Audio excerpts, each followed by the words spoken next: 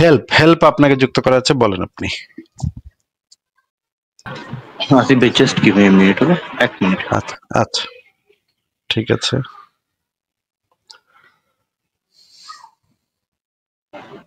Hello hello Asif ভাই, শুনতে পাচ্ছেন হ্যাঁ আমার কথা? হ্যাঁ, শুনতে ওকে, পাচ্ছি, বলেন। অসংখ্য ধন্যবাদ, অসংখ্য ধন্যবাদ আমাকে জয়েন করানোর জন্য। আমি বেশি সময় নেব না, মুমিনদেরকে জায়গা দেওয়া উচিত। প্রথমত ভাইয়া অসংখ্য ধন্যবাদ, আপনি আপনার সময় নিয়ে এগুলো যে আমাদের জন্য করছেন, এবং ইট ইজ ভেরি ইম্প্যাক্টফুল আমাদের দেশের জন্য। এটা হয়তো আপনি হয়তো বুঝতে পারছেন জিনিসটা কতটা ইম্প্যাক্ট ফেলছে। So thank you for doing what you are doing. আর আমি আমার প্রশ্নে চলে যাই। আমি রিসেন্টলি না, বেশ মনে হয় সপ্তাহ দুয়েক আগে আমি আপনার একটা স্টেটমেন্ট দেখেছিলাম। সেই স্টেটমেন্টে আপনি বলেছিলেন যে ইসরায়েলের কোনো ওয়ার ক্রাইম করে নাই, আহ, এবং জেনোসাইডাল ইন্টেনশন নেই। আমি 2 নাম্বারটায় আমি এগ্রি করি আমি। জেনোসাইডের জেনোসাইডের ইন্টেনশন ইসরায়েলের নাই। আমি এগ্রি করি, হ্যাঁ। জেনোসাইডের ইন্টেনশন যদি ইসরায়েলের থাকতো তাহলে ঘটনা অন্যরকম ঘটতো।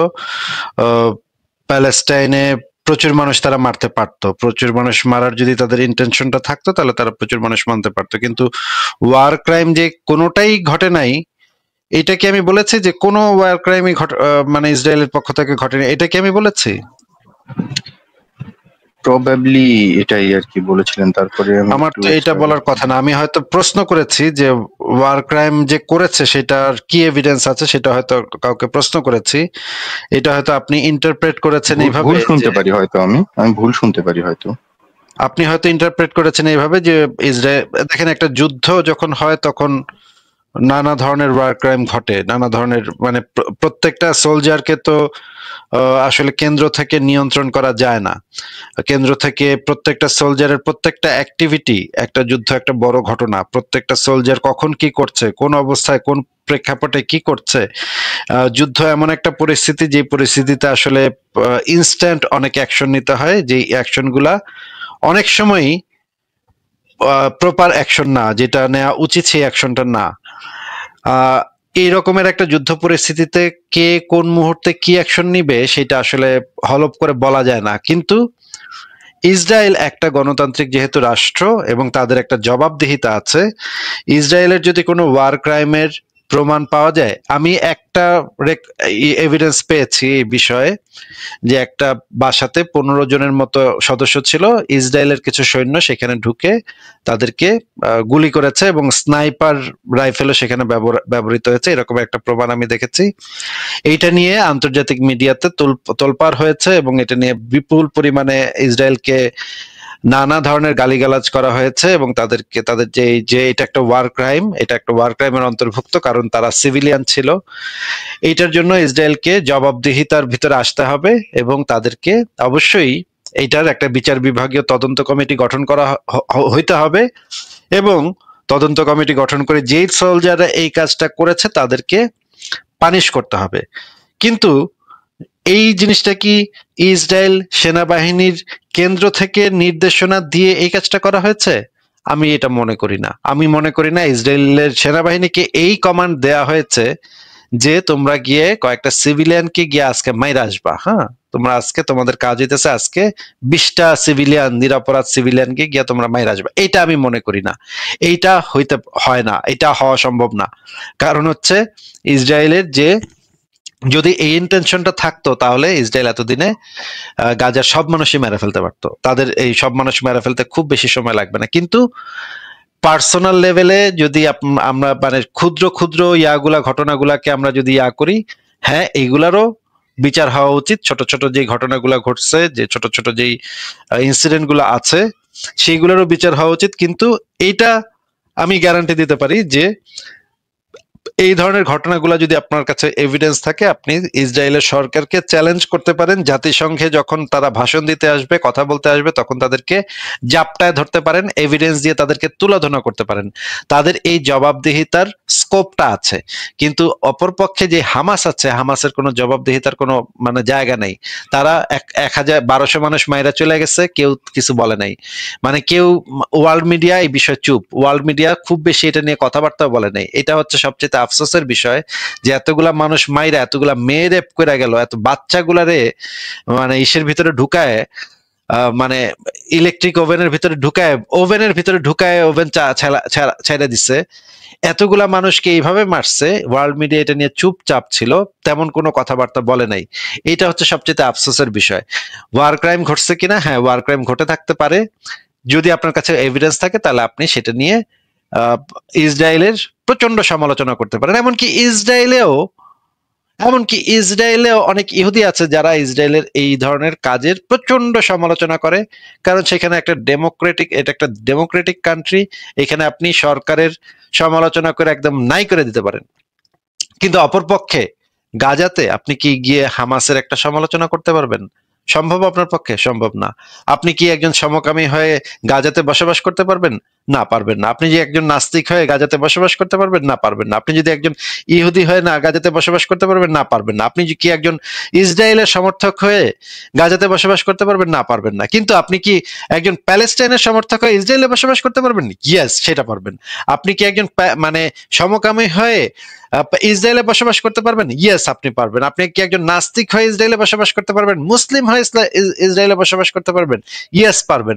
কারণ এটা একটা গণতান্ত্রিক দেশ। আপনার কাছে যদি ওয়ার ক্রাইমের কোনো রেকর্ড থাকে, এভিডেন্স থাকে, আপনি আন্তর্জাতিক আদালতে মামলা করতে পারবেন ইসরায়েলের বিরুদ্ধে। কিন্তু আপনি কি গাজার বিরুদ্ধে, মানে গাজাতে যে হামাস আছে, হামাসের বিরুদ্ধে কোনো মামলা করতে পারবেন? মামলা কার বিরুদ্ধে কেমনে করবেন? কিছুই করতে পারবেন না। এইখানে মানে মানে দুই পক্ষে যে আপনি জিনিসগুলো রাখবেন, মানে মানে ওয়েট মাপবেন, ওয়েট মাপার কোনো স্কোপ নাই। আর একটা যুদ্ধ যেহেতু হচ্ছে, ভয়ঙ্কর রকমের কিছু টেরোরিস্টের সাথে এখানে ডিল করতে হচ্ছে, যে টেরোরিস্টরা এই ধরনের ঘটনা ঘটাতে পারে। এই ধরনের টেরোরিস্টদের সাথে ডিল করতে গেলে অনেক ধরনের ভুল ত্রুটি হওয়া খুবই স্বাভাবিক। এটাকে আমরা বলি না যে এই ভুল ত্রুটি তোমরা করো, আমরা যেটা বলতে পারি ইসরায়েলকে, তোমরা এই ধরনের ক্যাজুয়ালিটিস তোমরা মিনিমাইজ করো, তোমরা এই ধরনের মানুষ যেন মারা না যায়, এই ধরনের মানুষের উপরে যেন কোনো ধরনের ইয়া না আসে, সেটা তোমরা সবচেয়ে মিনিমাইজ করা যায় কিভাবে সেটা করো। কিন্তু ভাই ইসরায়েলেরও তো একটা লিমিট আছে। কারণ হচ্ছে ইসরায়েল যেই আয়রন ডোম ব্যবহার করে, সেই আয়রন ডোমে প্রতি ঘন্টার জন্য তাদের সম্ভবত $50,000 খরচ করতে হয় প্রতি ঘন্টা সেই আয়রন ডোমের জন্য। এখন আপনি একটু চিন্তা করবেন যে বছরের পর বছর ধরে সেই আয়রন ডোম তারা লাগায় রাখছে, যে আয়রন ডোমের পিছনে প্রতি ঘন্টায় তাদের $50,000 করে গুনতে হইতেছে পয়সা, এবং তারা এটা বছরের পর বছর ধরে তাদের এই শুধুমাত্র এইটার পেছনেই খরচ, এবং অন্যান্য খরচ তো বাদই দিলাম, যে বিপুল পরিমাণে টাকা তাদের খরচ করতে হয় শুধুমাত্র আত্মরক্ষার জন্য। একটা রাষ্ট্রে কতদিন আপনি এই জিনিসটা বলতে পারবেন যে তোমরা এখন, মানে ওদেরও তো একটা, আপনার তো এটাও চিন্তা করতে হবে, ওদেরও তো একটা ধৈর্যের বাঁধ আছে। ওরা কতবার মায়ের খাবে ভাই?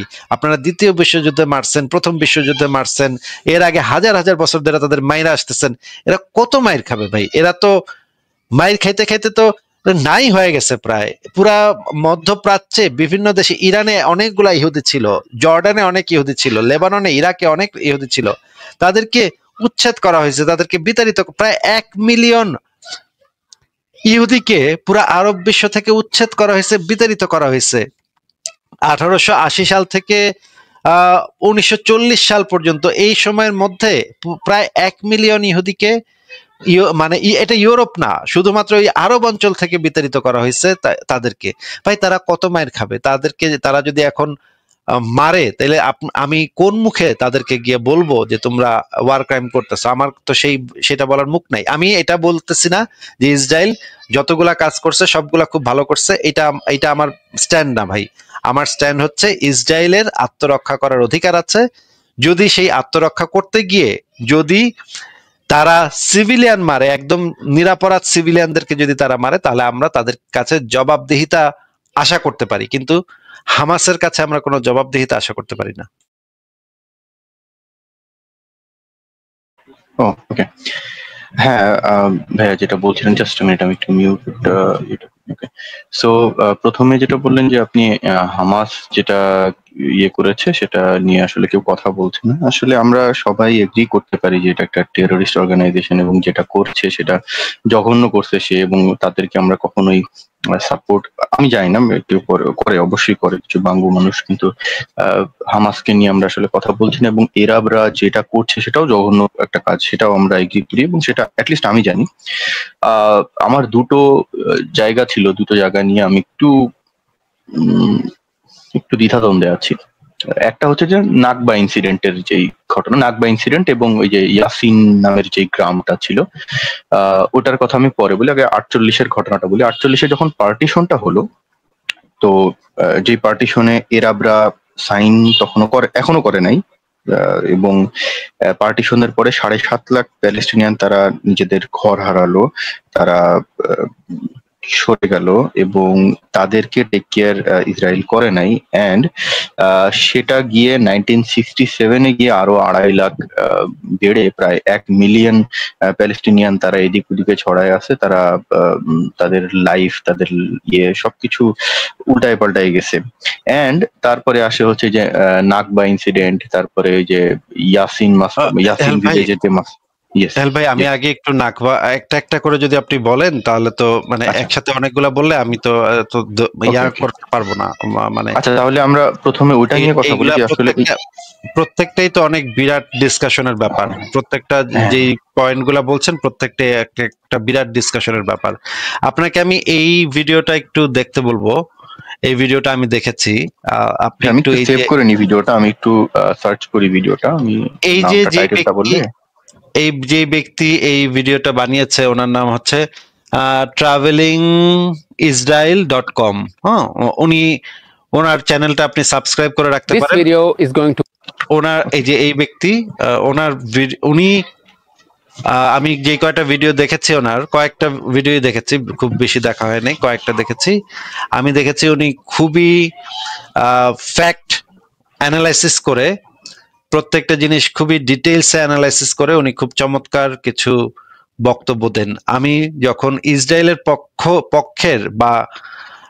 পক্ষে কি কি ফ্যাক্ট আছে সেই ফ্যাক্ট গুলো আমি যখন সার্চ করি তখন আমি বিশেষ করে ওনার ভিডিওগুলো দেখি বা ওনার বক্তব্যটা শুনি। আমি দেখেছি যে ওনার জিনিসগুলো, ওনার কথাগুলো আমি আবার ফ্যাক্ট চেক করে দেখেছি যে ওনার বক্তব্যগুলোর ভিতরে যথেষ্ট যুক্তি প্রমাণ থাকে বলে আমার কাছে মনে হয়েছে।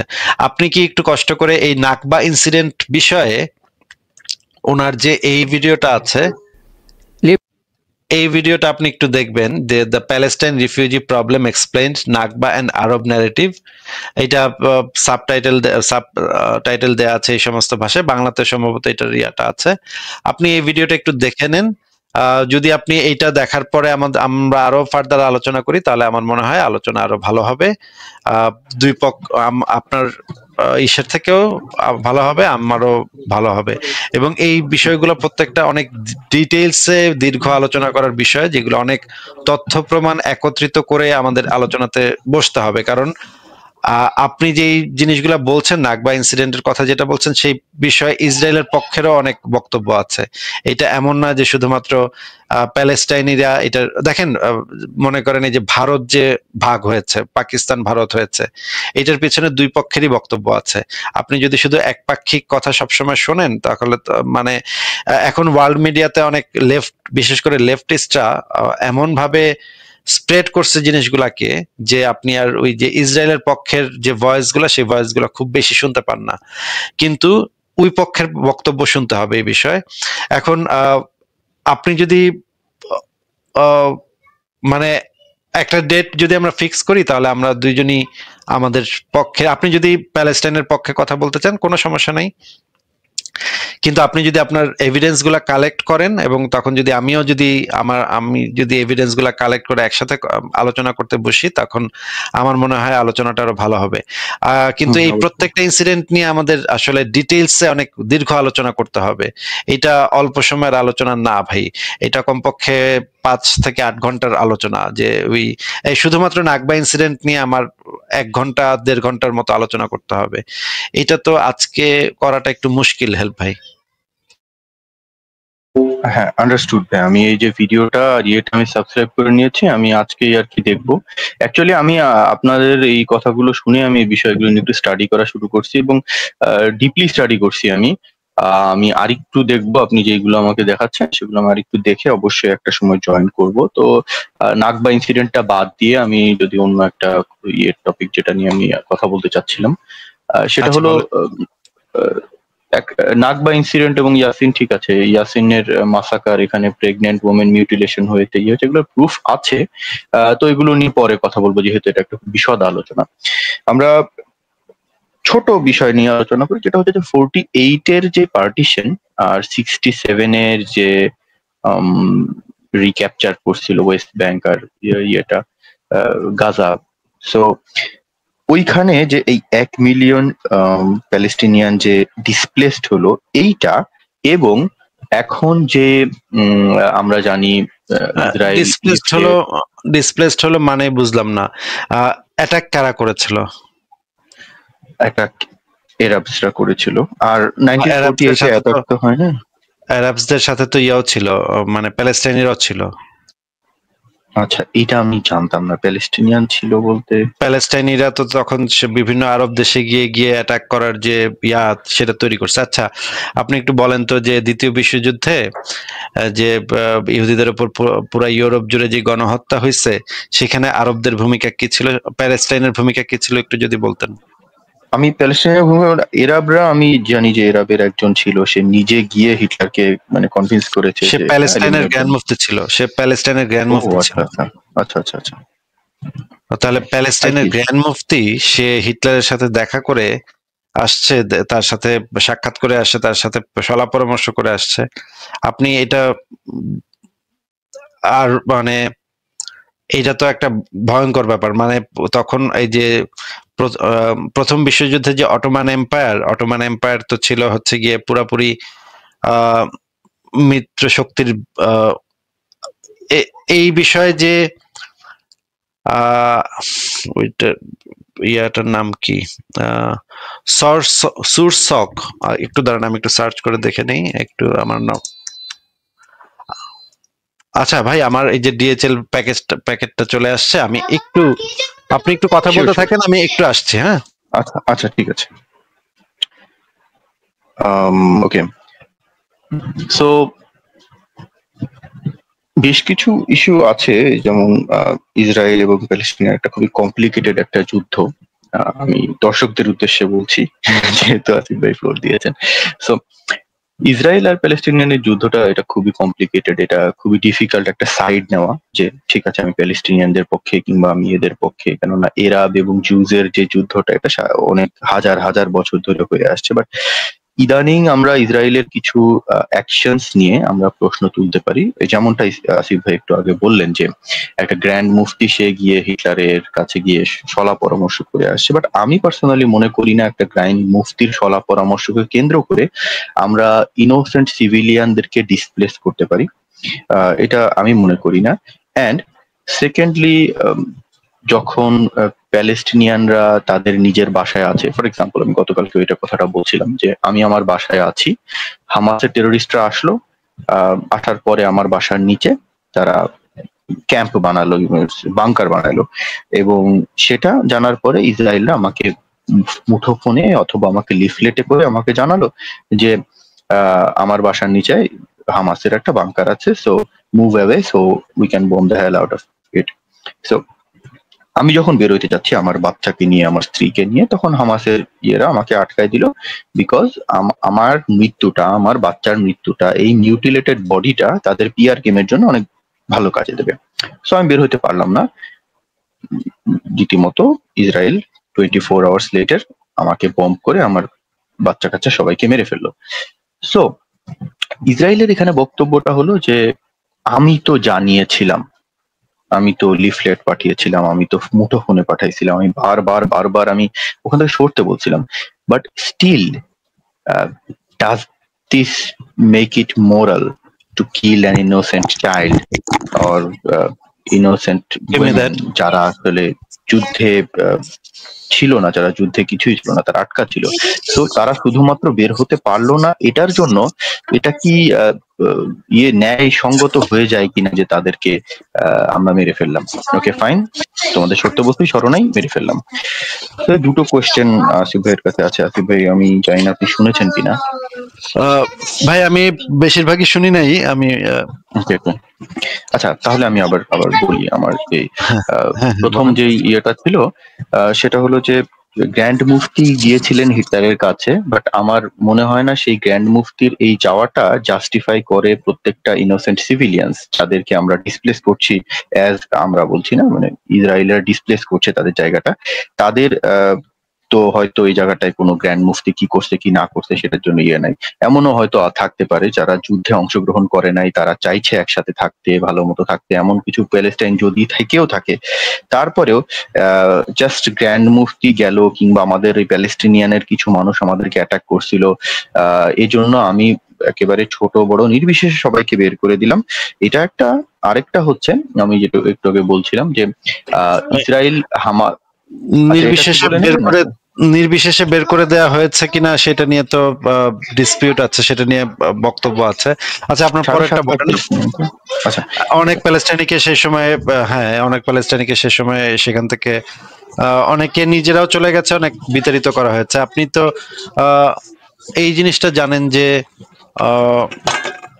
ওই অঞ্চলের যে সরসুক, উচ্চারণটা কি সরসুক নাকি সরসক আমি বলতে পারি না, কিন্তু আপনাকে আমি দেখাচ্ছি। আপনাকে একটা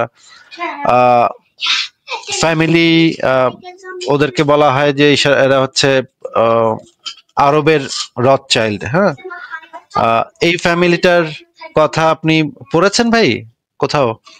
না ভাই, আমি এখন পড়ছি একটু প্লিজ। আচ্ছা, এই ফ্যামিলিটা হচ্ছে একটা ওই প্যালেস্টাইনের বিপুল পরিমাণে ভূমির মালিকানা ছিল এদের কাছে।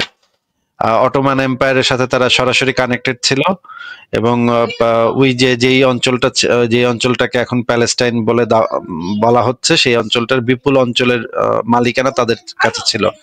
তারা বিপুল পরিমাণে জমি ইহুদিদের কাছে বিক্রি করেছিল সেই সময়। সেই অনেক বহু বছর আগে থেকে প্রচুর পরিমাণে যাদেরকে প্যালেস্টাইনি এখন আপনারা বলেন, সেই প্যালেস্টাইনিদেরকে, তারা ছিল সেখানে কৃষক, মানে ভূমিহীন কৃষক যারা সেখানে কাজ করত। এই বিপুল পরিমাণে ভূমিহীন কৃষক যখন জমিটা ইহুদিরা কিনে নেয়, তখন তারা হচ্ছে গিয়ে আমাদের সাথে ইকবাল ভাই চলে আসছেন। ইকবাল ভাই, আপনি কি শুনতে পাচ্ছেন?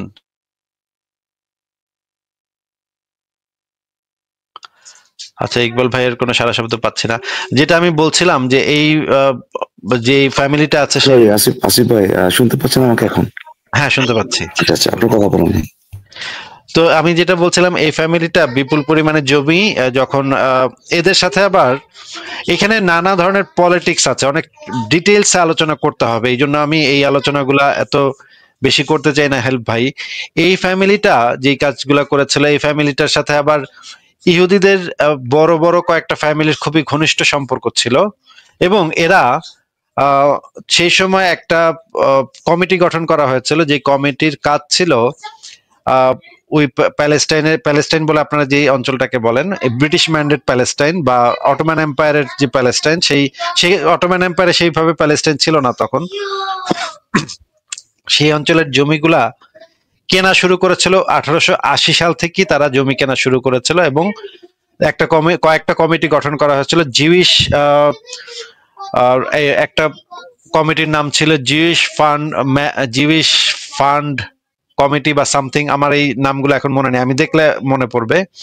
তো তারা যে কাজটা করেছিল, এই ফ্যামিলি থেকে বিপুল পরিমাণে জমি তারা কিনেছিল, এবং সেই সময় তো বিপুল পরিমাণ প্যালেস্টাইনিকে সেখান থেকে উৎখাত করা হয়েছে। কিন্তু মানে ব্যাপার হচ্ছে যে সেইগুলা সম্পূর্ণভাবে আইনগতভাবে সম্পূর্ণ বৈধ ছিল, কারণ ওইখানে যে ভূমিহীন কৃষকরা ছিল সেই জমিটা তাদের ছিল না, এই জমিটা ছিল এই রকমের কয়েকটা ফ্যামিলির নামে, যে ফ্যামিলিগুলা অর্থের বিনিময়ে ইহুদিদের কাছে সেই জমিগুলা বিক্রি করেছিল। তাহলে এখানে যদি আইনগতভাবে পুরো প্রক্রিয়াটা সম্পূর্ণ হয়ে থাকে, আপনি তো সেই জমিটা ক্লেম করতে পারেন না, তাই না? না, আই এগ্রি উইথ ইউ। দুই নম্বর বিষয় হচ্ছে এই যে পরবর্তীতে যখন ইসরায়েলকে অ্যাটাক করা হইলো, ইসরায়েলকে আকবারে অ্যাটাক করা হইলো, এরপরে ইসরায়েল গিয়ে তাদের জায়গা জমি দখল করে তাদেরকে উচ্ছেদ করলো। এইখানেও তো আমি প্যালেস্টাইনের পক্ষে কিছু বলার মতো কোনো স্কোপ পাই না, কারণ হচ্ছে গিয়ে তারা তো আকবারে অ্যাটাক করছে ইসরায়েলকে।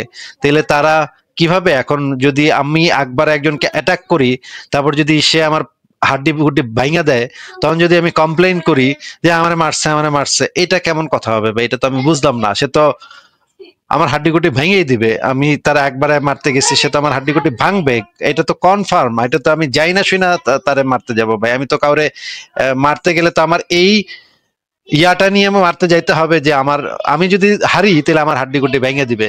এটা তো আমি মাইন্ডসেট নিয়েই তো মানে একজনকে মারতে যাব, তাই না?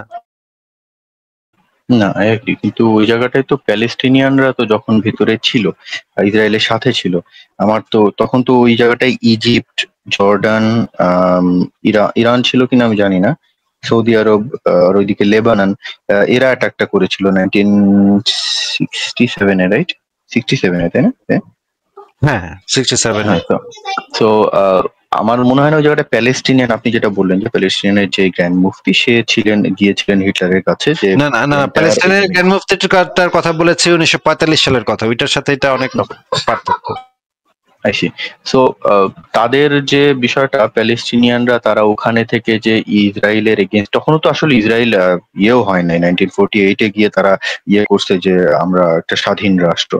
তো ওই স্বাধীন রাষ্ট্রের পরে গিয়ে ওই 1948-এর যে যুদ্ধটা, ওটাতে আমার মনে হচ্ছে কেন প্যালেস্টিনিয়ান অ্যাক্টিভলি করছে, তারা ওখানে যুক্ত হয়েছে, মানে এরা ওয়ার্ল্ড করছে, কারণ প্যালেস্টিনিয়ানরা অ্যাকচুয়ালি যেখানে ওই জায়গার মানুষ তারা হয়তো করে নাই। সো আমি সেকেন্ডলি যে কোয়েশ্চেনটা করতে চাচ্ছিলাম,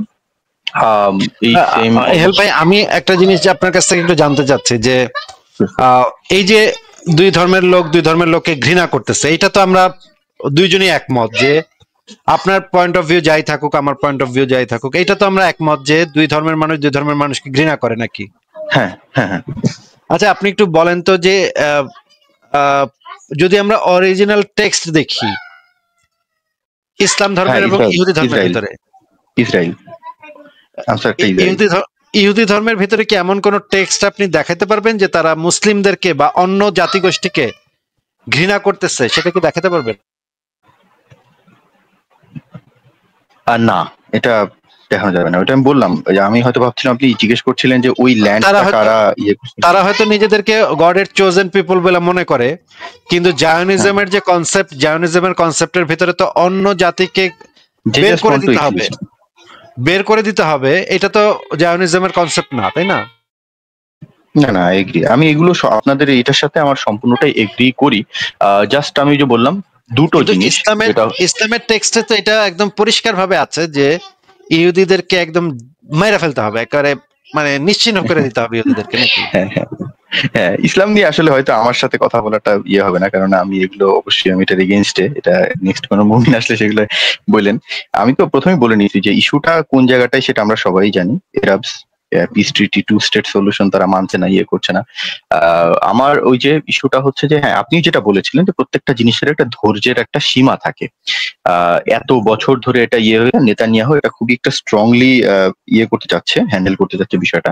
এখন এই স্ট্রংলি হ্যান্ডেল করার যে বিষয়টা, এই জায়গাটাতে আমরা ঠিক আছে, আমি 7.5 লাখ প্যালেস্টিনিয়ানকে যখন তারা হয়ে গেল, তারপরে ওই যে নাকবা ইনসিডেন্ট, এগুলো নিয়ে আমরা অন্য কোনো দিন একটা কথা বলবো, যদি সুবিধা হয়, একটা সময় নিয়ে।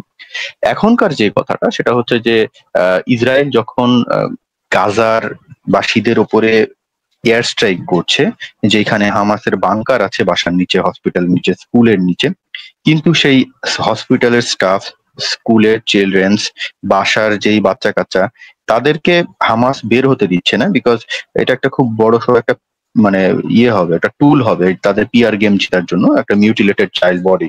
সো যে কারণে তাদেরকে বেরোতে দিচ্ছে না।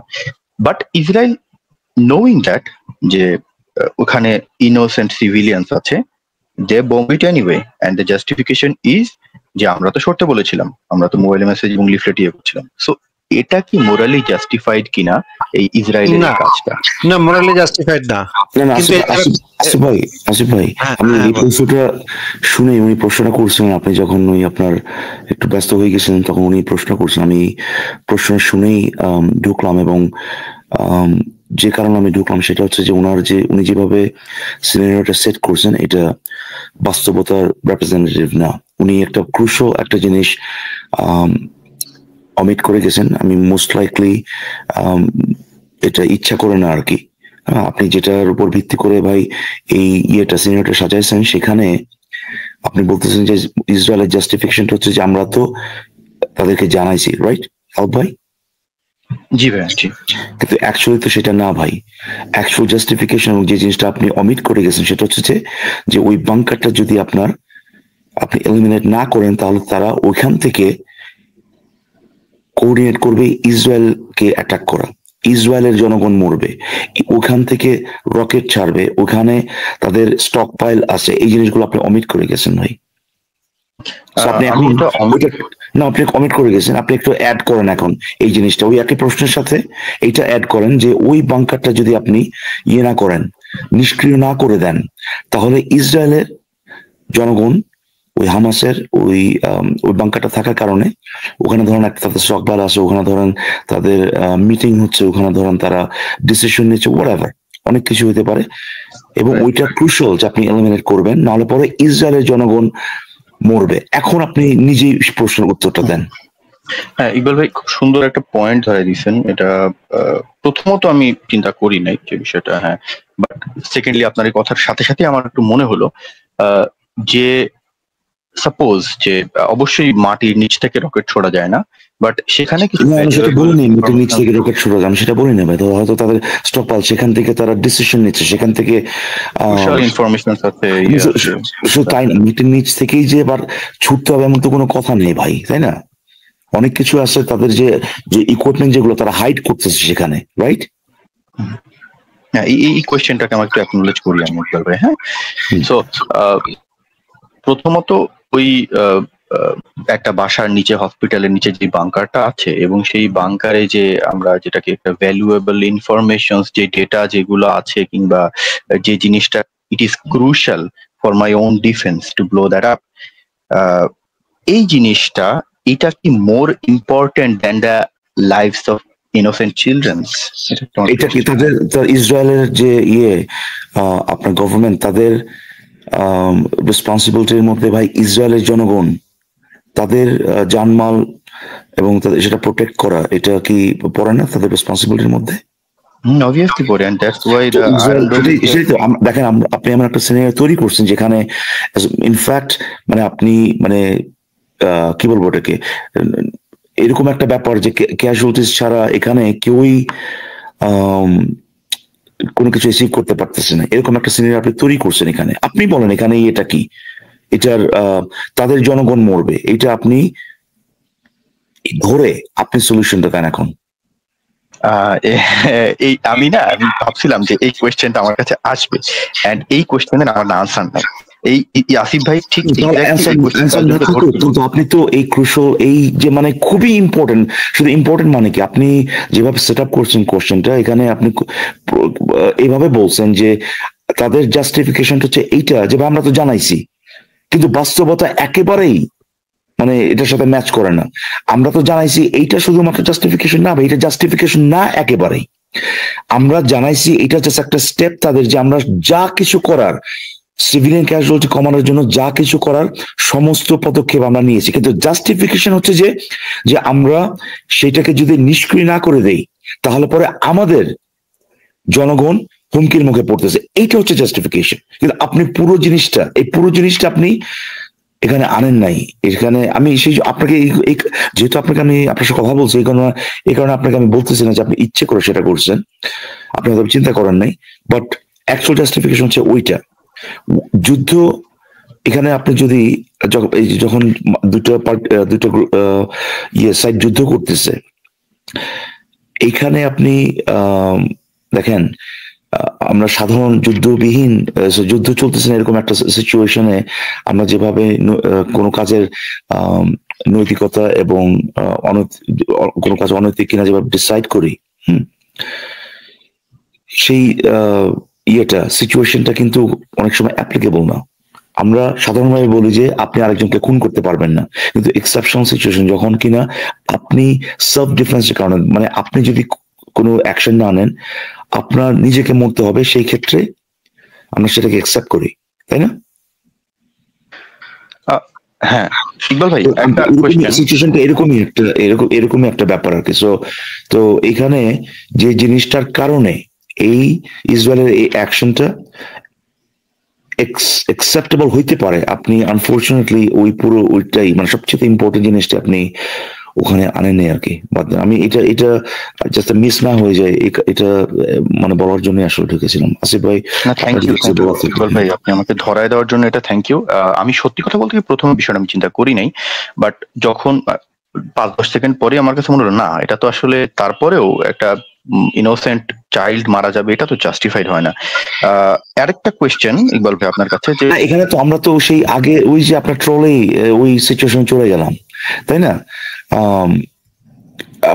আপনাকে একটা ইয়ে দিয়ে আর কি সাজেস্ট করবো, আপনি যেহেতু এগুলো নিয়ে ইন্টারেস্টেড আর কি, আপনাকে একটা মুভি সাজেস্ট করি, সেটা হচ্ছে আপনার নামটা হচ্ছে আই ইন দ্য স্কাই। হ্যাঁ, সরি আরেকবার বলবেন? I in the sky. হ্যাঁ, আই ইন দ্য স্কাই। ওকে, আমি একটু লিখে নিই, দাঁড়ান একটু হোল্ড করেন। হ্যাঁ, এটা ডিরেক্টর কে? আমি ঠিক শিওর না ডিরেক্টর কে, হ্যাঁ, বাট এটা কোনটা নিয়ে আমি বলি,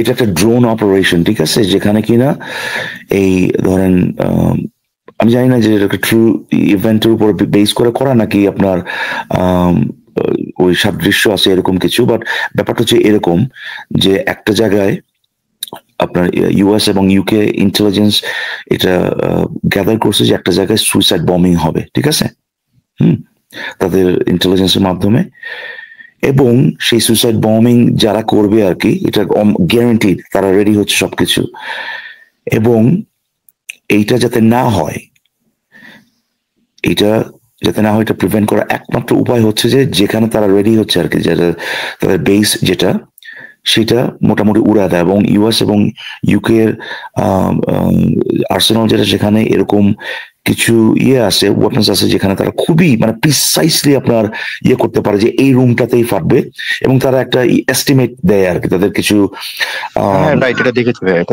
অ্যানালিস্ট আছে যারা কিনা বলে যে আমরা যদি ঠিক এইভাবে করি তাহলে পরে ক্যাজুয়ালিটির সঙ্গে এরকম প্রবাবিলিটি এরকম। হ্যাঁ, এবং সেখানে দেখা যাচ্ছে যে ওই এটাতে যে একটা বাচ্চা একটা মেয়ে, যে সাধারণ ওখানকার নাগরিক আর কি, তো সে ব্রেড সেল করতেছে আর কি, তার বাসায়। হ্যাঁ, সে জাস্ট এখন তাদের যে ডিলেমাটা হচ্ছে এইটা, যে তারা কি করবে এখানে, মানে তারা কি ওয়েট করবে না ওই তারা সমস্ত চেষ্টা করতেছে যাতে করে ক্যাজুয়ালিটি না হয়, মেয়েটা যাতে না মারা যায়, কিন্তু কোনোভাবেই সেই প্রবাবিলিটিটাকে জিরো করতে পারতেছে না, ঠিক আছে? সো এই ধরনের জিরো করা যায় না ক্যাজুয়ালিটিস, বাট এই ধরনের ডিসিশন গুলো, এক্স্যাক্টলি এই ধরনের ডিসিশন গুলো আমরা এই জন্যই ওই ওখানে দেখেন, ওখানে শেষে আপনি জানেন যে মুভিটা আপনি দেখছেন কিনা, শেষের দিকে ওই একজন আমি যে কোন সে বলছিল যে তুমি এখানে এয়ার কন্ডিশন রুমে বসে তোমার টি এবং বিস্কিট খেতে খেতে তুমি এই যারা ওখানে ইনভলভ ছিল তাদেরকে তুমি করতেই পারো, মানে বহু কটু কথা বলতেই পারো, বাট তুমি ওখানে ছিল না। তো আমরা যেটা কাজটা করতেছি এখানে, ওই যারা কিনা ডিসাইড করতেছে যে তাদের জনগণকে বাঁচানোর জন্য কি কি করা লাগবে, তাদের চেয়ারে আমরা বসে নাই ভাই, ঠিক আছে? সো আপনি যদি নিজে একটা কংক্রিট সলিউশন না দিতে পারেন, এই ক্ষেত্রে ইসরায়েলে কি করা উচিত? তো ওই আমার একটা কথা আমার আছে এই জায়গাটায়, একটা অল্টারনেটিভের যেহেতু একটা কোয়েশ্চেন করছেন, সো আমি তো অ্যাজ এ হিউম্যান বিং আমি কখনো একটা ইনোসেন্ট চাইল্ডের ইয়েটাকে আমি এগ্রি করতে পারি না। তো আমরা জানি ইসরায়েল কতটা স্ট্রং, এবং সে চাইলে দেখা যাচ্ছে হাফ অ্যান আওয়ার মতো লাগবে পুরোপুরি এটাকে ধূলিসাৎ করে দিতে, সেটাও আমরা জানি। সো যে কারণে ভাই একটা ছোট জিনিস জিজ্ঞেস করি, আপনার নিজের বাচ্চা যখন একটা আশঙ্কার ভিতরে যে সামনে একটা ইনোসেন্ট চাইল্ড আপনি দেখতেছেন, সেই ইনোসেন্ট চাইল্ডটার পেটে একটা বোমা বাঁধা, যে কাছে আসলে আপনার পুরা পরিবার উড়ে যাবে, আপনার বাচ্চাটাও ইনোসেন্ট, ওই বাচ্চাটাও জানে না যে তার পেটে বোমা বাঁধা। আপনি কি করতেন সেই অবস্থায়? আমি চেষ্টা করতাম যেন ওই বাচ্চাটা আমার বাচ্চার কাছে না আসে। আর আমার মনে হচ্ছে এই জিনিসটা। আপনার হাতে একটা বন্দুক আছে, আপনি কি করতেন? এটাকে বলা হয় নিউট্রিলাইজ করা, যেটাকে অনেকে আছে যে পায়ে গুলি করে ইয়ে করে নিউট্রিলাইজ করে। পায়ে গুলি টুলি করলে সে হাত দিয়ে চাপ দিতে পারে, তার মাথায় যদি আপনি গুলি না করেন তাহলে সে ফ্রম এ সেফ ডিস্টেন্স পায়ে গুলি করা ইয়ে করাটা স্নাইপারসরা করে। কিন্তু আপনি তো এত মানে সই করে মারতে পারবেন না। আপনি যদি মাথায় গুলি করতে পারেন তাহলে সে সুইচ চাপতে পারবে না, পায়ে গুলি করলে সে সুইচ চেপে দিতে পারে, আপনি পুরো পরিবার সহ উড়ে যাবেন। আপনি আপনার পরিবারকে বাঁচাবার জন্য কি সেই ইনোসেন্ট চাইল্ডটাকে মারবেন নাকি মারবেন না? ওকে, সো প্রথমত আপনার কোয়েশ্চেনটা আর ইজি হয়ে যাবে যদি এটা বলি যে ওই বাচ্চাটা যদি এমনটা পর্যায়ে থাকে যে জায়গাটাতে আমার আসলে ওই বাচ্চাটাকে না মেরে ফেলা ছাড়া আমার বাচ্চাকে সেভ করা সম্ভব না, দেন আমি এটা বলতে খুবই কষ্ট লাগছে, but I will definitely. Moral হবে না, মোরাল হইতো যদি সবাইকে বাঁচানো যেত তাহলে সেটা মোরাল হইতো, কিন্তু ওইটাও মোরাল হবে না। কিন্তু আপনি তো আপনার সন্তানকে বাঁচাবার জন্য সেইটা করবেন, তাই না?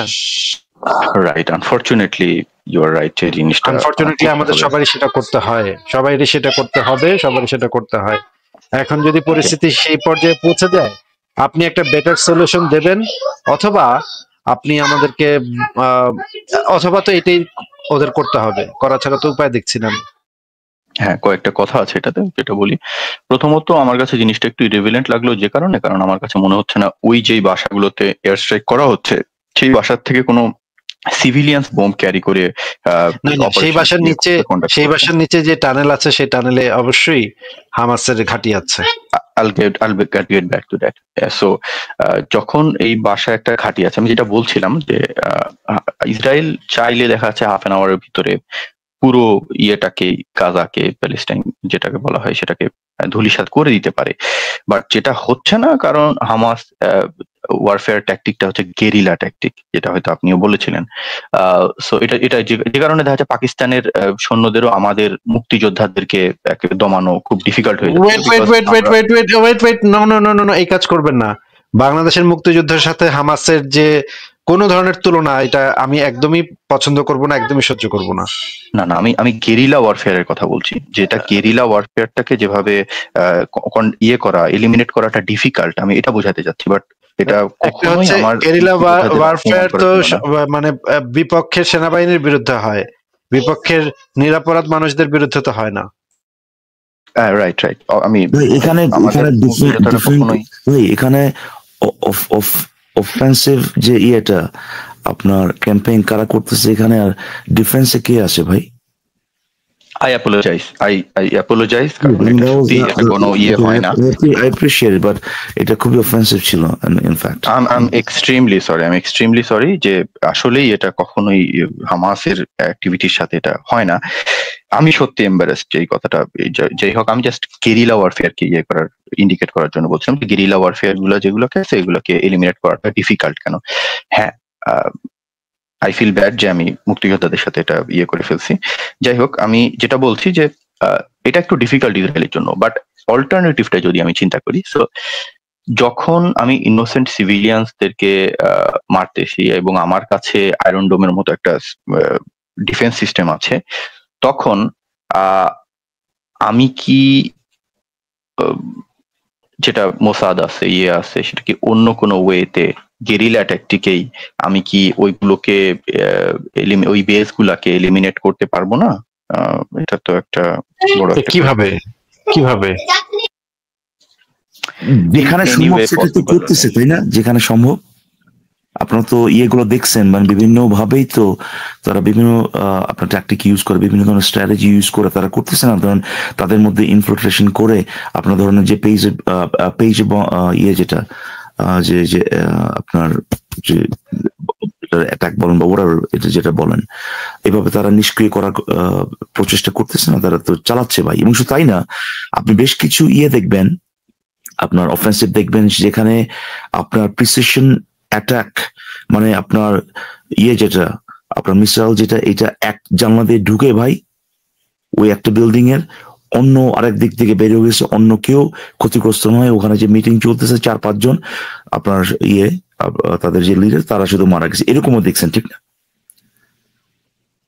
হ্যাঁ, আমি চাইলে কিন্তু আপনার ওই পুরো বিল্ডিংটাই কিন্তু তাদের, ইনফ্যাক্ট আপনি যেটা ইমপ্লাই করতেছেন, আপনি হয়তো এক্সপ্লিসিটলি বলতেছেন না, তারা চাইলে পরে সেখানেও সেটা করতে পারতো ঠিক না, যে পুরো বিল্ডিংটাই আপনার শেষ, এবং হয়তো বা জাস্টিফাইডও হইতো এটা। কিন্তু যেহেতু ওইখানে তাদের সেই ইন্টেলিজেন্সটা ছিল, এবং ওইখানে যেহেতু তাদের সেই ইকুইপমেন্ট গুলো ছিল, তারা রেডি ছিল, তারা একটা মিশন আপনার ক্যারি আউট করা, এটা ভাই মানে আমরা ভাই চায়ের দোকানে বসে বসে ডিসাইড করলাম ব্যাপারটা এরকম না ভাই। মানে এটা আসলে আমাদের বলার না, এটা একটু বড় রকমের লাগে মানে ইনভলভ মানে, এবং এই যে আপনার যত আপনি করবেন এখানে অ্যাঙ্গেল আনবেন, তত এইটা প্রবাবিলিটি কমে যাবে এটা সাকসেসফুল হওয়ার। সো অনেক সময় তাদের এই ডিসিশনটা নিতে হয় যে আমরা যদি আরো ওয়েট করি আরো প্রিসাইজ করার জন্য, তাহলে পরে আমাদের পুরো জিনিসটাই ধরেন ইন্টেলিজেন্স লিক হইতে পারে, তারা জেনে যেতে পারে, এইটা সাকসেসফুল হবে না তখন। তো এই জিনিসগুলো আসলে আমরা আবার ওইটাই বলবো যে আমরা চা খেতে খেতে, চা বিস্কুট খাইতে খাইতে ভাই আমরা এগুলো আলোচনা করতেছি এবং বলতেছি ভাই ইসরায়েলকে এটা করা উচিত হয়েছে ভাই, বাট ইনফ্যাক্ট আমাদের কারোরই সেই ইনসাইটটা নাই, সেই ইনসাইড নলেজটা নাই এক্স্যাক্টলি কোন সিচুয়েশনে তাদের এই ডিসিশনটা নিতে হয়েছে, যে ওয়েল আমাদের আর কোনো অপশন নাই, এখন আমাদেরকে এইটাই করতে হবে, ওই ইয়েটা উড়া দেওয়ার জন্য, বা ওই ঘাটিটা যেটা আপনি বললেন যে নিউট্রালাইজ করার জন্য, নিষ্ক্রিয় করে দেওয়ার জন্য। সো উইদাউট, তারা যে সিচুয়েশনে ছিল, তাদের হাতে যে ইনফরমেশন গুলো ছিল, তাদের যে লিমিটেশন গুলো ছিল, এগুলা সবগুলি যদি আমাদের হাতে না থাকে আমরা পুরোপুরি ভাবে অ্যাসেস করতে পারবো না ভাই। তবে আমি একটা কথা বলতে চাই, ওই আসিফ ভাই কথাটা মেনশন করেছিলেন এর আগে, ওই ওয়ার ক্রাইমস এর কথাটা, আপনি গতকালকে আসছিলেন, আমার মনে হয় না যে আপনি ওয়ার ক্রাইমস নিয়ে কথা বলছিলেন, আপনি বলছেন যে সেখানে একটা জেনোসাইডাল ইন্টেন্ট ছিল কিনা, ওইটা নিয়ে আমরা কথা বলছিলাম কিছুটা। ওয়ার ক্রাইমস বলেছিলাম, হ্যাঁ আমার ঠিক মনে নেই, সরি যদি আমি কোনো অভিযোগ করে থাকি, অ্যাপোলোজাইজ, বাট আমি ভাবছিলাম যে ওই আপনি কথা বলছেন যে ইসরায়েল জেনোসাইড করার ইন্টেন্ট নিয়ে কাজটা করতেছে কিনা, সেটা নিয়ে আপনি কথা বলছিলেন। ওয়ার ক্রাইমস যদি হয়, চিন্তা করেন, দেখেন এখানে আসিফ অলরেডি এটা মেনশন করে দিয়েছেন যে একটা থার্ড পার্টি আপনার যারা ওয়ার ক্রাইমস করছে তাদেরকে অ্যাকাউন্টেবল করার জন্য আসছে, এটা হইতেই পারে। কিন্তু এরপরেও ইসরায়েল আইডিএফ তারা নিজেরাই, তাদের নিজেদের সৈন্যরা যারা কিনা ওয়ার ক্রাইমসে আপনার ছিল, ধরেন কোনোভাবে ইনভলভড হবে, তারা নিজেরাই তাদের বিরুদ্ধে আনতে পারে, আপনার ব্যবস্থা নিতে পারে। এই জিনিসটা তারা যদি করে, তাহলে এটা তারা দেখাবে যে তাদের যে রুলস এন্ড রেগুলেশন এটার বাইরে গিয়ে তারা এই কাজটা করছে। আপনি একটু চিন্তা করে দেখেন তো, হামাস যে কাজগুলো করছে এগুলো পুরোপুরি ভাবে রুলস অফ এঙ্গেজমেন্ট, যেটা পুরোপুরি ভাবে এগুলোকে পুরোপুরি ভাবে ভায়োলেট করে, মানে ওরা সিভিলিয়ান খুঁজে খুঁজে এই কাজটা করছে, তাই না? বাচ্চা কাচ্চা এদেরকে মারছে। এখন আপনি কি আশা করতে পারেন হামাস তাদের এই যে গ্রুপটা, তারা নিজেরা তাদের নিজেদের সৈন্যকে আইনের আওতায় আনতেছে, বলতেছে তোমরা আমাদের যে যে প্রসিডিউর সেগুলো ভায়োলেট করে তোমরা এই কাজটা করছো? নাকি ভাই তারা তাদের প্রসিডিউর তারা গেছে ওখানে ওই অথরাইজেশনটা নিয়ে এই কাজটা করার জন্য? কোশ্চেনটা যদি আরেকটু বুঝায় বলতেন আমি বুঝতে পারি। আচ্ছা আমি বলতেছি যে, আচ্ছা আমি বাংলাদেশের উদাহরণটাই আনি আবার। ধরেন পাকিস্তানি আর্মি এই যে বাংলাদেশের অনেক নারীদেরকে রেপ করছে, ঠিক আছে?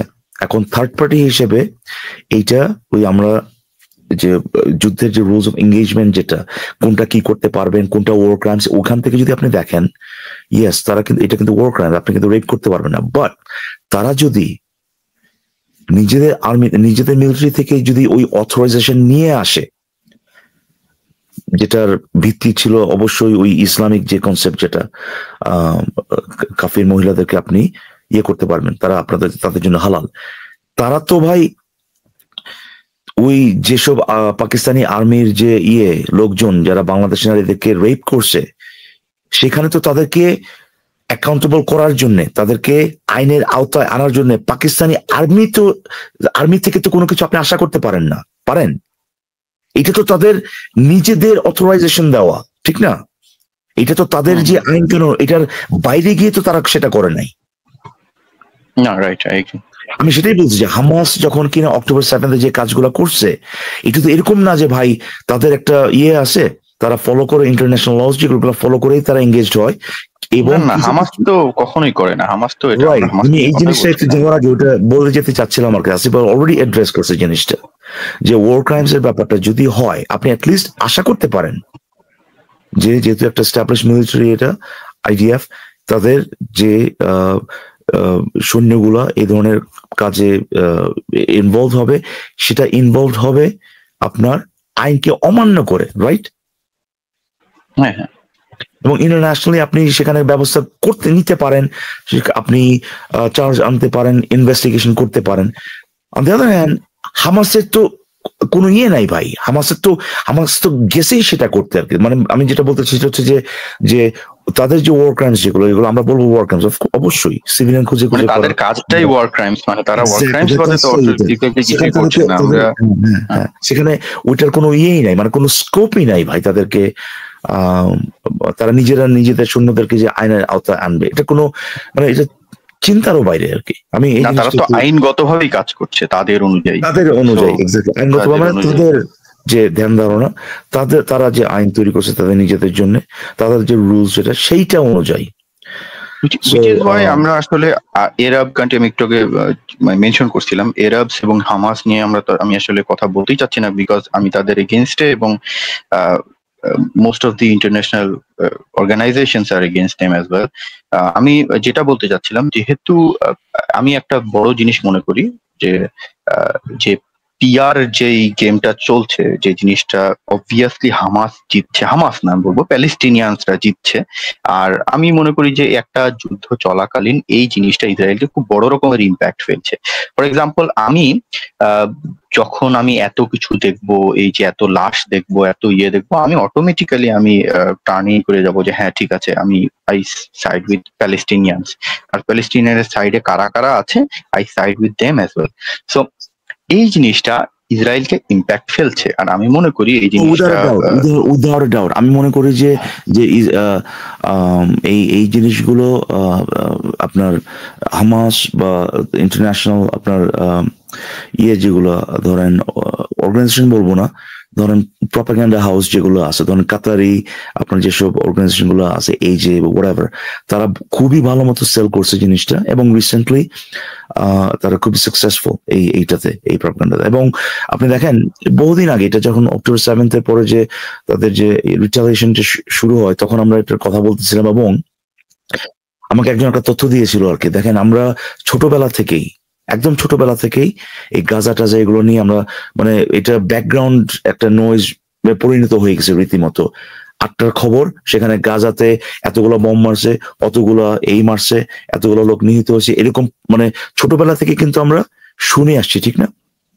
যে এবং আমাকে একজন একটা প্রশ্ন করছিল যে ভাই, আচ্ছা আমরা তো এই জিনিসটা বহুদিন যাবত দেখতেছি, আপনি একটু মানে জাস্ট একটা গেস করেন আর কি, যে ইসরায়েল এই পর্যন্ত, এটা কিন্তু অক্টোবর 7 ওই অ্যাটাকের পরে, আপনার তাদের গ্রাউন্ড অফেন্সিভের আগে, আমাকে জিজ্ঞেস করছে যে ভাই একটু জাস্ট একটা অনুমান করেন যে ইসরায়েল এই পর্যন্ত একদম শুরু থেকে, সেই 48 শুরু থেকে প্যালেস্টাইনে বা ওই কতগুলা ফিলিস্তিনি তাদের ইয়েতে আর কি আক্রমণে মারা গেছে, একটু বলেন। আমি চিন্তা করতেছি ভাই, এত দিন যাবৎ শুনতেছি, এটা তো মিলিয়ন হবে বোধহয়, কিন্তু ইনফ্যাক্ট আমি যেটা বললাম, আমাকে ধরুন কয়েক মিলিয়ন তো অবশ্যই হবে। আমাকে পরে যে ডেটাটা দেওয়া হলো, আমি দেখলাম যে ভাই, মানে সমস্ত যুদ্ধ মধ্যে সবকিছু মিলায় ভাই ওয়াজ 12,000, অথচ আমাদেরকে পরে 67,000 আর কি। না সেটা ভাই এই রাইট, ওইটার আগের কথা বলতেছি আমি, ওই যে অক্টোবর 7 আগের কথা বলতেছি। কিন্তু তখন তো আসলে ইসরায়েল এভাবে রিটালিয়েট করে নাই, যেটা 23 পরে, কিন্তু আমরা সেটা জানতাম না তো। আমাদেরকে যেভাবে মুসলিম ওয়ার্ল্ডে যেভাবে সেল করা হয়েছে জিনিসটা, যে মানে সারাটা দিন ওদেরকে মারতেছে, না খায় আসে। আমাদের কাছে ওই ছবিগুলো সেল করা হয়। আসিফ ভাই বেশ কয়েকদিন আগে দেখাই দিছে যে ওই দুর্ভিক্ষ কোট আনকোট চলা অবস্থায় কি মানে কিরকম খাবার দাবারের মানে আয়োজন চলতেছে সেখানে। তো এই জিনিসগুলো সেল করা হয়েছে আমাদেরকে, এবং এই প্রপাগান্ডা হাউসগুলো রিসেন্টলি তারা খুবই সাকসেসফুল এই জিনিসগুলো করছে। এবং তাদের বাজেটের তো বড় অংশ মানে খরচ দুই পক্ষের এক পক্ষের বাজেটের বড় অংশ খরচ হয় ডিফেন্সে, আরেক পক্ষের বাজেটের বড় অংশ খরচ হয় প্রপাগান্ডা, তাই না? হ্যাঁ, এবং এখন যেটা হয়েছে যে ইসরায়েলের এখন এই দুই জায়গাতে এখন ফাইট করতে হচ্ছে। শুধু যে আপনার ওই হামাস এবং অন্যান্য যেসব ইয়েগুলো আছে, ইরান ফিরান কতগুলো ইয়ে আছে ভাই, তাদের সাথে সাইমultaneously তাদের সাথে আপনার যুদ্ধ বলেন যেটাই বলেন না কেন করতে হচ্ছে। এবং একই সাথে ওই আপনার যে অনলাইন স্ফিয়ারে যে প্রপাগান্ডা চালাচ্ছে এটারেও ভাই আপনার এটার এগেনস্টেও ভাই তাদের কাজ করতে হচ্ছে, দেখাইতে হচ্ছে যে ভাই এই জিনিসটা এটা হয়নি, ওই জিনিসটা এটা হয় নাই, বাট আমি এটাই বলছিলাম যে ইসরায়েলরা যে ইসরায়েলেরও তো আমার মনে হয় এই পিআর গেমে তাদের অংশ নেওয়া উচিত। আমার মনে হয় নিচ্ছে, আসলে এখন নিতে বাধ্য আর কি। ওরা এটা তো তাদের বিরুদ্ধে যে একটা বিশাল জনমত তৈরি হয়ে গেছে, এটা তো মানে অস্বীকার করার মতো কিছু না। কিন্তু আপনি তো ফুটেজ গুলো দেখলেই বুঝতে পারেন, তাই না? এখানে ওই যে বাচ্চা এগুলোকে সেল করেই করা হয়েছে আসলে। কিন্তু দিন শেষে যে জিনিসটা ট্রু সেটা হচ্ছে যে এটা আমি আসিফ ভাই বা বাইরে থেকে যারা বলবে, বাইরে তো সবসময় ইসরায়েলের পক্ষে কথা বলে এরকম লোক আর কি, হ্যাঁ, তাদের পক্ষে অস্বীকার মানে করার কোনো উপায় নাই। এবং আমরা সবসময় বলি এটা যে আলটিমেটলি এই ভিকটিম কিন্তু এই বাচ্চাগুলাই, ঠিক আছে? ভিকটিম এই বাচ্চাগুলাই। কিন্তু আমরা কোনো না কোনো ভাবে যে জিনিসটা দেখতে সেটা হচ্ছে যে একটা সাইড কোনোভাবেই যে রুট কজ যেটা সেখানে করতে মানে ফোকাস করতে পারতেছে না। তারা কখনোই এই যে হামাস তাদের চার্টারে যে লেখা আছে যে ইসরায়েলের অস্তিত্ব রাখবে না, এবং ইসলামে যে আপনার ওয়াইড স্প্রেড যে আপনার এই যে জুইশ হেট্রেড যেটা, এগুলাকে গোনাতেই আনতেছে না।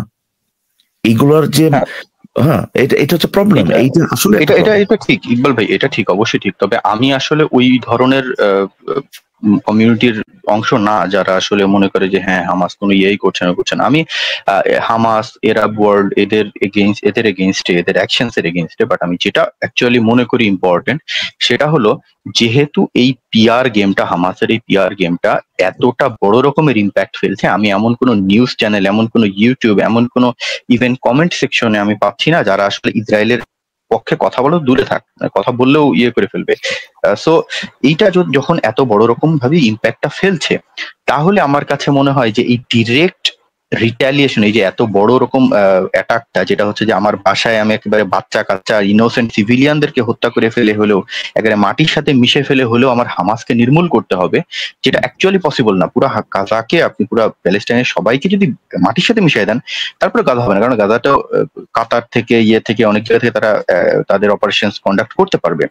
সো এখানে অবশ্যই যেটা বললেন আপনি ইকবাল ভাই, হচ্ছে আমাদের এই আপনার সিজ ফায়ার, তারপর ধরেন এখানে আগের যে অবস্থাটা একটু ভালো হচ্ছে না এখন, এবং ইন্টারন্যাশনাল যে কমিউনিটি সে তো ইনভলভ এখন এই প্রবলেমটা সলভ করার জন্য। বাট আমার পয়েন্টটা ছিল এইটা যে আমরা এই জিনিসটাকে রিজলভ করতে পারবো না কখনোই যতক্ষণ না পর্যন্ত আমরা ওই অরিজিনাল ইন্টেন্ট যেটা, এটা তো ভাই ল্যান্ড নিয়ে না শুধুমাত্র, এরকম তো না ভাই। আপনি যদি প্যালেস্টিনিয়ানদেরকে যদি বলেন যে ভাই আমেরিকা ফর এক্সাম্পল কি বলবো ভাই, ধরুন ক্যানসাস এটা দিয়ে দিলাম তোমাকে, ওরা বলবো আচ্ছা ঠিক আছে ভাই, যাক আমাদের একটা থাকার জায়গা হলো। আপনি তো ভালো করে জানেন যে ঘটনাটা সেটা নিয়ে না, তাই না?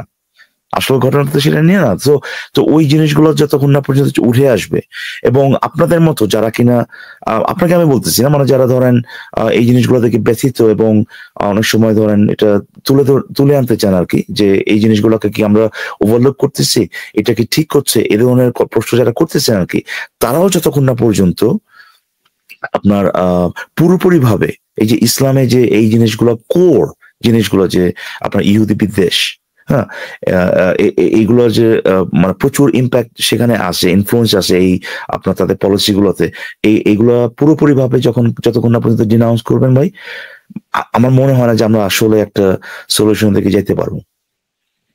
এদিকে অবশ্য একটা পজিটিভ দিক আছে, বিভিন্ন এরাব কান্ট্রি গুলো এখন কিন্তু ইসরায়েলের প্রতি বেশ নমনীয় আচরণ করছে, তারা অনেক ডিলস করছে যে $50 বিলিয়ন ইয়ে করবে এখন আমার সাথে। এখন উপায় কি ভাই, উপায় কি ভাই? উপায় নেই তো এখন তো। আসিফ ভাই আপনার কথা বলেন তো, আমি বাড়ি থেকে শুনতেছি কিছু। হ্যাঁ ঠিক আছে, একবার ভাই আপনি ফ্রি থাকলে চলে আসেন। আচ্ছা আচ্ছা আচ্ছা, ওকে। ফারাজ ভাই কি হবে, বহু কোনো হলো তো এখন লেট করে আসেন খালি। হ্যাঁ, ফারাজ ভাইকে খুঁজতেছি আমিও, দেখি ফারাজ ভাই আসে কিনা। ওকে, আপনার লাইভ। আচ্ছা হেল্প ভাই, ভালো লাগলো কথা বলে আবার। হ্যাঁ হ্যাঁ, আপনার সাথে কথা বলে ভালো লাগলো, থ্যাংক ইউ ভাই আসার জন্য। ওকে, অফ কোর্স, বাই বাই। ঠিক আছে ইকবাল ভাই, তাহলে হেল্প ভাই আপনাকে তাহলে বিদায় জানাই। আর কি কিছু বলবেন? এটাই বলতে চাচ্ছিলাম, আমি আসলে অনেক সময় নিয়ে ফেলছি, আমিও চাচ্ছিলাম মুমিন জয়েন করেন আপনি। অসংখ্য ধন্যবাদ, আমি অবশ্যই আবার জয়েন করব। অনেক কিছু জানার আছে, আর আপনি যেগুলো দিলেন সেগুলো আমি একটু স্টাডি করব আর একটু। আপনি ভালো থাকেন। আর আমি এগেইন অ্যাপোলোজাইজ যে আমি ওই মুক্তিযোদ্ধাদেরকে নিয়ে আমি এটা কখনোই বলতে আমি চাই না। I truly feel ashamed, but আমি অ্যাকচুয়ালি মিন করতে চাচ্ছিলাম যে গেরিলা ওয়ারফেয়ারের ট্যাকটিক্সটা আসলে যেরকম, সেটা একটু কম্প্রিহেন্ড করাটা ডিফিকাল্ট। সো আসি আজকে, ভালো থাকবেন। ঠিক আছে ভাইয়া, ভালো থাকেন, আপনার জন্য শুভকামনা রইল, পরে আবার কথা হবে। গুড নাইট তাহলে, আপনাকে তাহলে বিদায় জানালাম।